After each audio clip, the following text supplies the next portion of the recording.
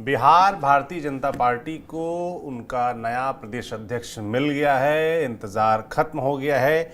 दिलीप जायसवाल नाम है। भूमि सुधार मंत्री के तौर पर बिहार में काम कर रहे हैं, एमएलसी हैं और सम्राट चौधरी की जगह लेने जा रहे हैं। सम्राट चौधरी जो पिछले काफ़ी समय से अध्यक्ष थे, 1-1.5 साल हो गया उनको अध्यक्ष बने, उसके बाद डिप्टी सीएम वो बने। तो कई सवाल हैं जिनके जवाब आप चाहते होंगे कि आखिर सम्राट चौधरी का गेम किसने खराब किया, क्योंकि सम्राट चौधरी की तरफ से सूत्र बता रहे थे कि सम्राट चौधरी प्रदेश अध्यक्ष बना रहना चाहते थे, वो लगातार प्रयास कर रहे थे। तो कहाँ चूक गए? केंद्रीय नेतृत्व ने आखिर दिलीप जायसवाल पर भरोसा क्यों जताया, इसके पीछे की क्या कहानी है, सब आपको बताएंगे विस्तार से। और बात करने के लिए हमारे साथ होंगे हमारे वरिष्ठ साथी पंकज जी। पंकज जी, आखिरकार नाम तो कई चल रहे थे पर दिलीप जायसवाल एकदम नए नाम के तौर पर उभर के आए और बिहार बीजेपी के अध्यक्ष बन गए। सम्राट चौधरी देखते रह गए। एंगल तो कई सारे चल रहे होंगे, आपके सूत्र क्या बता रहे हैं? गेम कहाँ खराब हुआ सम्राट चौधरी का और दिलीप जायसवाल गेम कहाँ बन गया? देखिए, सबसे पहले आपको बता दें कि दिलीप जायसवाल को प्रदेश अध्यक्ष इसलिए बनाया गया। पहले थोड़ा दिलीप जायसवाल के बारे में बता दीजिए। देखिए, दिलीप जायसवाल पार्टी से तकरीबन 20 सालों से जुड़े रहे हैं और आप ये जान लीजिए कि हमेशा संगठन के लिए काम करते रहे, तो पार्टी के वफादार सिपाही हैं। और इस बात को आप समझ लीजिए कि कोषाध्यक्ष के पद पर भी रहे हैं, तो पार्टी के लिए फंड मैनेज करने से लेकर के हर चीज़ की विधा उनको मालूम है। और जहाँ तक सवाल है कि वो एमएलसी हैं, तो एमएलसी बने रहना, खगड़िया से वो आते हैं और खगड़िया से आते हैं, लेकिन आप ये लगा लीजिए किशनगंज पूर्णिया वाला जो बेल्ट है वहाँ से ये जीत करके आए हैं। तो ये इनकी बहुत बड़ी पहचान है और सबसे बड़ी पहचान ये है कि शुद्ध संगठन के आदमी जी। और संगठन के आदमी होने का मतलब ये होता है कि संगठन कैसे फैले, कैसे बढ़े, उसको लेकर के वो काम करते रहें। वो किसी ग्रुप या गैंग में शामिल नहीं रहें। पार्टी के लिए वो वफादार माने जाते हैं और साथ ही साथ ये कहा जाता है कि वैश्य समाज को साधने के लिए बीजेपी ने ऐसा किया। अति पिछड़े समाज से आते हैं और इसलिए बीजेपी ने ऐसा किया, उनकी वफादारी को देखते हुए भी ऐसा किया। और सबसे बड़ी बात यह है जो हैरान करने वाली है वो ये है कि अध्यक्ष का पद 3 साल के लिए होता है, तो 1 साल में ही सम्राट चौधरी को क्यों हटा दिया गया? बिल्कुल, ये हैरान करने वाली बात है। जबकि देखिए, कहने को बीजेपी के तरफ से कहा जा रहा है कि बीजेपी में ये नियम है एक व्यक्ति एक पद, तो ठीक है, एक व्यक्ति एक पद, लेकिन मुझे मालूम है कि सम्राट चौधरी उप मुख्यमंत्री नहीं चाहते थे, वो तो प्रदेश अध्यक्ष चाहते थे। वो एक पद प्रदेश अध्यक्ष, हाँ, वो चाहते थे, तो फिर उनको उप मुख्यमंत्री पद पे छोड़ दिया गया, प्रदेश अध्यक्ष नहीं बनाया गया। जबकि प्रदेश अध्यक्ष के लिए कई लोग लॉबिंग कर रहे थे।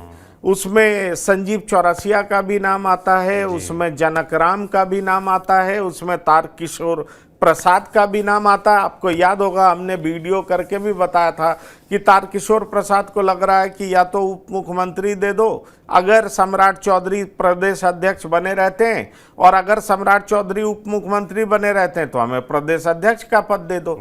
लेकिन इन सब को पर पार्टी ने चर्चा नहीं की। इन सबको पार्टी ने जरूर इन पर विचार किया, लेकिन पार्टी को ऐसा लगा कि एक ऐसा व्यक्ति दो जो कि निष्पक्ष हो, जो किसी ग्रुप और गैंग से बिलोंग नहीं करता हो। अब आप ये पूछ सकते हैं कि ये ग्रुप और गैंग का क्या चक्कर बिहार में था कि दिलीप जायसवाल को अध्यक्ष चुना गया? बिल्कुल बिल्कुल समझना चाहेंगे हम कि गैंग वाला चक्कर है क्या, कौन कौन सी गैंग एक्टिव थी और इनका खेल कैसे बन गया? देखिए, एक बात आप जान लीजिए कि बिहार में गुटबाजी बहुत ज्यादा चल रहा था बीजेपी में। खास तौर पर आप देखें तो नित्यानंद राय बनाम सम्राट चौधरी तो चल ही रहा जी, लगातार कहानी। और ये इस पे हमने एक खबर भी बनाई थी, वीडियो भी किया था और बताया था कि जैसे ही नित्यानंद राय जीते और उसके बाद वो मंत्री बने, क्या जोरदार तरीके से वो पटना एयरपोर्ट पे उतरे। उनके तमाम समर्थक पूरे प्रदेश से उनको रिसीव करने पहुंचे। तो इसलिए एक बात ये कही जा रही है। दूसरी बात ये थी कि कहीं ना कहीं उपेंद्र कुशवाहा की हार के पीछे सम्राट चौधरी के नाम को लिया जाने लगा। मतलब ये मैं अपनी तरफ से नहीं कह रहा हूं, आप कहीं भी पावर कॉरिडोर में बात करेंगे तो इस तरह की बात सामने आएगी। हैरान आप तब होंगे जब ये कहा जाने लगा कि पवन सिंह को सम्राट चौधरी नहीं उतारा है मैदान में, क्योंकि सम्राट चौधरी को लग रहा था कि उपेंद्र कुशवाहा हारे, उनका कद बहुत बड़ा हो जाएगा, कुशवाहा के इकलौते नेता बहुत बड़े हो जाएंगे। इस तरह की, ये मैं नहीं कह रहा हूं, इस तरह की चर्चा बहुत आम थी, इस तरह की चर्चा बहुत फैलने लगी। तीसरी बात यह कही जा रही थी कि जो बिहार के पुराने अध्यक्ष थे, चाहे वो डॉक्टर संजय जायसवाल हो, चाहे नित्यानंद राय हो, दोनों सम्राट चौधरी से खफा थे। और साथ ही साथ जिस तरीके से चुनाव का परिणाम आया, कुशवाहा समाज पार्टी से जुड़ नहीं सका, आरजेडी ज्यादा वोट बैंक में सेंधमारी करने में कामयाब हो गई, तो सम्राट चौधरी के नेतृत्व पर सवाल उठने लगा। और ये सवाल उठाने वाले कौन लोग थे? हरि मांझी, पूर्व एमएलए। सवाल उठाने वाले कौन थे? पूर्व मंत्री अश्विनी चौबे। अश्विनी चौबे ने क्या कुछ कहा कि पार्टी में हमें आयातित नेता नहीं चाहिए। बिल्कुल। तो आयातित नेता इनको क्यों कहा जाने लगा? देखिए, बीजेपी को समझना बहुत जरूरी होता है, और बीजेपी को समझने के लिए इसके अनुसांगिक संगठन में काम करना पड़ता है। फिर आप एक बेहतर संगठनकर्ता बनते हैं तब पार्टी के काडर, उसके प्रोफाइल, उसमें काम करने की प्रक्रिया, ये तमाम चीजों को आप समझ पाते हैं। आयातित नेता बीजेपी का अध्यक्ष नहीं होना चाहिए, ये जो अश्विनी चौबे ने बात उठाई, इसके कई मायने थे, कई मतलब थे, क्योंकि पार्टी कई फैक्शन में बटा हुआ दिख रहा था। और इसलिए केंद्रीय नेतृत्व को लगा कि चूंकि बीजेपी के कई बड़े नेता सम्राट चौधरी के खिलाफ हैं, उनके खिलाफ बहुत तरह की बात कर रहे हैं, इसलिए केंद्रीय नेतृत्व एक अध्यक्ष पद को लेकर के सोचने लगा कि अध्यक्ष कौन बनाया जाएगा। अभी मैं काम कर गई तमाम बड़े। जी हाँ, अब ये हो रहा था, देखिए बहुत तरह की बात है, क्योंकि आप अध्यक्ष बनाते हैं तो बहुत चीजों को कंसीडर करते हैं, और आपको बहुत चीजों को कंसीडर करके आपको एक मैसेज आवाम में देना पड़ता है। अब देखिए, वहां से एक तो सुनील पिंटू सीतामढ़ी से उनको टिकट नहीं मिला और वो चुनाव हारे।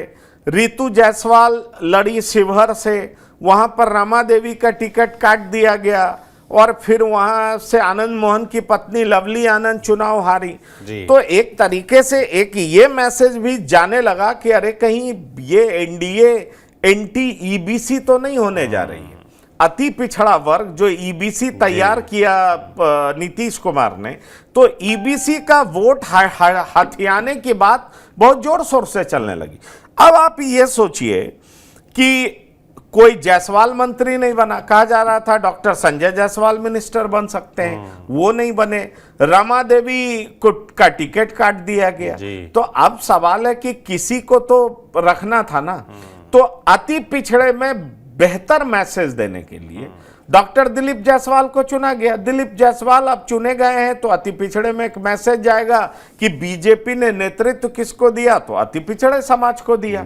और दूसरी तरफ उप मुख्यमंत्री के पद पर सम्राट चौधरी तो विराजमान है ही, लेकिन खबर ये इंपॉर्टेंट है कि सम्राट प्रदेश अध्यक्ष रहना चाहते, सम्राट उप मुख्यमंत्री रहना नहीं चाहते थे। और वो क्यों प्रदेश अध्यक्ष रहना चाहते थे, क्यों उप मुख्यमंत्री रहना चाहते थे, ये बहुत इंपॉर्टेंट है जानना। बिल्कुल, और इसके पीछे है आने वाला विधानसभा चुनाव। आप जो पंकज जी ने बात बोली कि आखिर क्यों सम्राट चौधरी चाहते थे कि डिप्टी सीएम की पोस्ट उनसे ले ली है, जो कि दिखने में ज़्यादा मलाईदार पोस्ट लगती है। भाई, प्रदेश की सरकार है, उसमें आप डिप्टी सीएम हैं, सेकंड नंबर के नेता हैं, मगर उनको चाहिए थे प्रदेश अध्यक्ष ही, यानी कि वो संगठन में अपनी पैठ बढ़ाना चाहते थे और बनाए रखना चाहते थे। और आने वाले समय में विधानसभा चुनाव है तो उसमें काफ़ी कुछ अध्यक्ष के हाथ में होता है।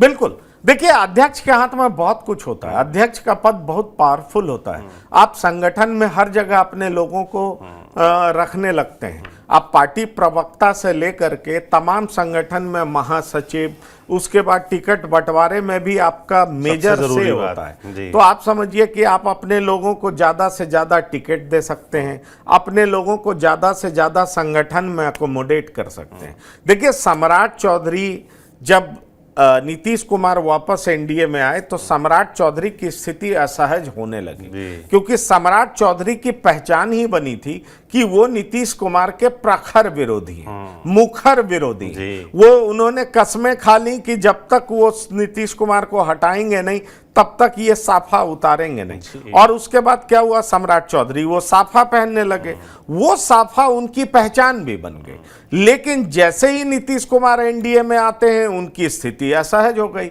असहज हो गई तो उनको ये जवाब देना पड़ा कि देखिए, व्यक्तिगत चीजों से ज्यादा बड़ा पार्टी का फैसला होता है, और पार्टी के फैसले में यह है कि नीतीश कुमार हमारे साथ आए तो ये एनडीए के लिए फायदा है, पार्टी के लिए फायदा है, इसलिए मैं अपने व्यक्तिगत निर्णय को दरकिनार करता हूं। और वो नीतीश कुमार को खुश करने के लिए एक बेहतर मैसेज एनडीए में देने के लिए अयोध्या भी गए, उन्होंने साफा भी उतारा, पगड़ी भी उतारी और उसके बाद मुंडन भी कराया। लेकिन सम्राट चौधरी जानते हैं नीतीश कुमार के पॉलिटिक्स के स्टाइल को। नीतीश अपने विरोधियों को माफ नहीं करते, नीतीश के डिक्शनरी में माफी है नहीं।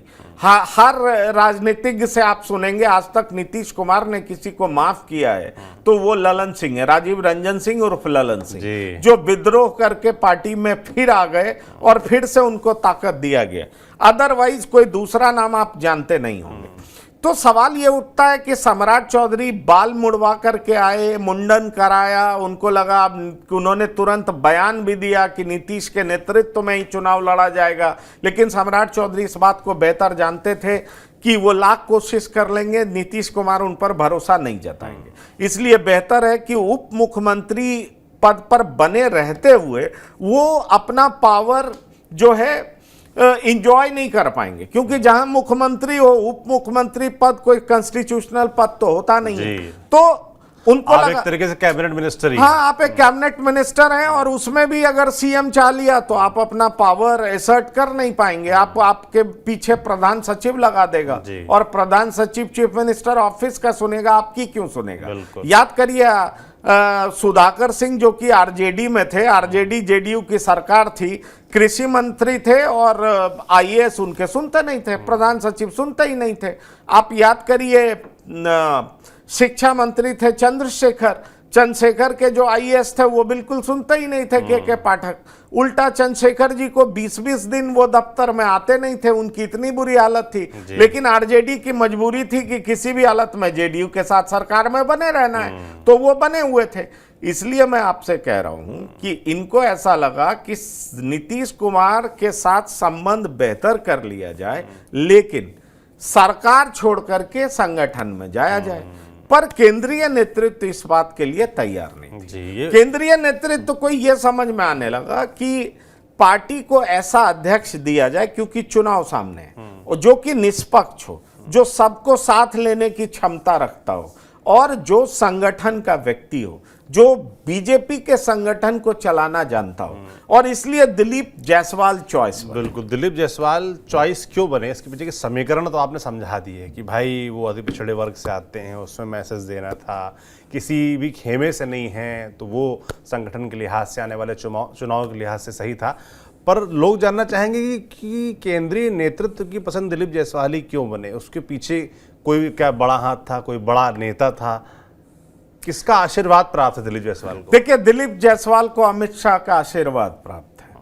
चूंकि जेपी नड्डा आते हिमाचल से हैं, लेकिन उनका कार्यक्षेत्र बिहार ही रहा है, तो जेपी नड्डा भी दिलीप जायसवाल को बहुत अच्छे तरीके से जानते, मतलब केंद्रीय नेतृत्व की चॉइस है। हाँ जी हाँ, तो ये केंद्रीय नेतृत्व का चॉइस था। अमित शाह का आशीर्वाद, जेपी नड्डा का कॉन्फिडेंस, फिर बिहार के संगठन को कौन निष्पक्ष तरीके से चला सकता है, ये केंद्रीय नेतृत्व में भरोसा, और साथ ही साथ लंबे समय से पार्टी के लिए काम करना, संगठन के लिए काम करना, धरातल पर रहना, कार्यकर्ताओं को एकत्रित करना, उनकी बातें सुनना, पार्टी के प्रचार प्रसार के लिए क्या क्या कदम उठाया जाना है, ये इन तमाम चीजों में दिलीप जायसवाल का महारत हासिल। अभी आप देखें, इन्होंने कुछ दिन पहले ही एक बयान दिया था, जो बयान काफी चर्चित हुआ था।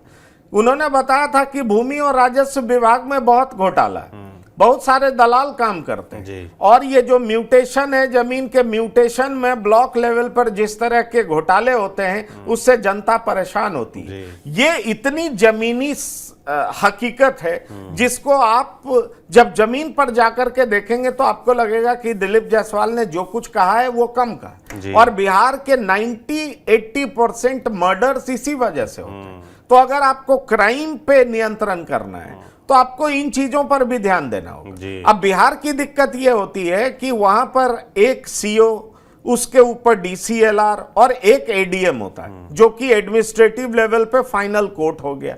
एक एडीएम की जिम्मेदारी इतनी बड़ी होती है कि वो एग्जाम भी कराएगा, वो तमाम जिले के पॉलिसी को भी एग्जीक्यूट करेगा, वो लैंड डिस्प्यूट की सुनवाई भी करेगा। वो 4-4 साल एक व्यक्ति को इंतजार करा देता है क्योंकि उसके पास समय ही नहीं होता। वहीं आप यूपी में देखेंगे कि एक डीएम के अंदर 4-4 एडीएम होते हैं। बिहार में आपको एक डीएम के अंदर एक ही एडीएम मिलेगा। अब वो बड़ी परेशानी का कारण बन जाता है। तो इन्होंने इस तरह की बात कही, इन्होंने समस्या को तो समझा, उसकी चर्चा भी उन्होंने की और मीडिया में ये खूब चर्चित हुए। पर सवाल ये है कि पार्टी के केंद्रीय नेतृत्व ने ये समझ लिया कि एक तो ये जायसवाल है, तो जाति के हिसाब से भी अति पिछड़े को साधना बीजेपी पूरे तरीके से चाहती है। दूसरा क्या है कि कोई जायसवाल मंत्री नहीं बन पाया, तो इसलिए इनको बिहार प्रदेश का अध्यक्ष बना करके सीधा अति पिछड़े में एक मैसेज देने की कोशिश की गई।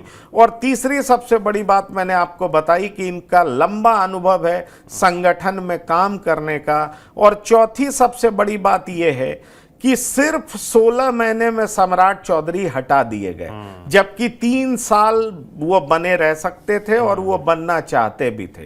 केंद्रीय नेतृत्व को लगा कि सम्राट चौधरी सबको एक साथ लेकर चलने में कामयाब नहीं हो पाए। केंद्रीय नेतृत्व को ऐसा लगा कि इनको उप मुख्यमंत्री बनाने के बावजूद, प्रदेश अध्यक्ष बनाने के बावजूद ये कुशवाहा का वोट लेने में कामयाब नहीं हो पाए। तो जो लोकसभा चुनाव का परिणाम था वो भी इनके खिलाफ गया। जो पार्टी के अंदर कई तरह के फैक्शंस थे, ग्रुपिज्म था, वो भी इनके खिलाफ गया। और तीसरी बड़ी बात जो कही जा रही है वो ये है कि एक व्यक्ति एक ही पद पर रह सकता है। तो सम्राट चौधरी चाहते थे कि मैं प्रदेश अध्यक्ष ही बना रहूं, उप मुख्यमंत्री का पद हमें नहीं चाहिए। लेकिन पार्टी ने यह फैसला किया कि आप उप मुख्यमंत्री बने रहिए, दिलीप जायसवाल को हम प्रदेश अध्यक्ष का पद दे रहे हैं। और वही कल पार्टी के जनरल सेक्रेटरी अरुण सिंह की चिट्ठी सार्वजनिक हुई जिसमें यह कहा गया कि दिलीप जायसवाल ही बिहार प्रदेश बीजेपी के अध्यक्ष होंगे। बिल्कुल, तो ये थी पूरी कहानी कि दिलीप जायसवाल आखिर क्यों बनाए गए बिहार बीजेपी के अध्यक्ष और सम्राट चौधरी कैसे चूक गए, क्या कुछ चल रहा था पर्दे के पीछे। पूरी कहानी हमने आपको बताई। आपको ये पूरी बातचीत कैसे लगी हमें कमेंट बॉक्स में लिखकर ज़रूर बताएं। आगे देखते रहिए TV9 बिहार झारखंड। शुक्रिया।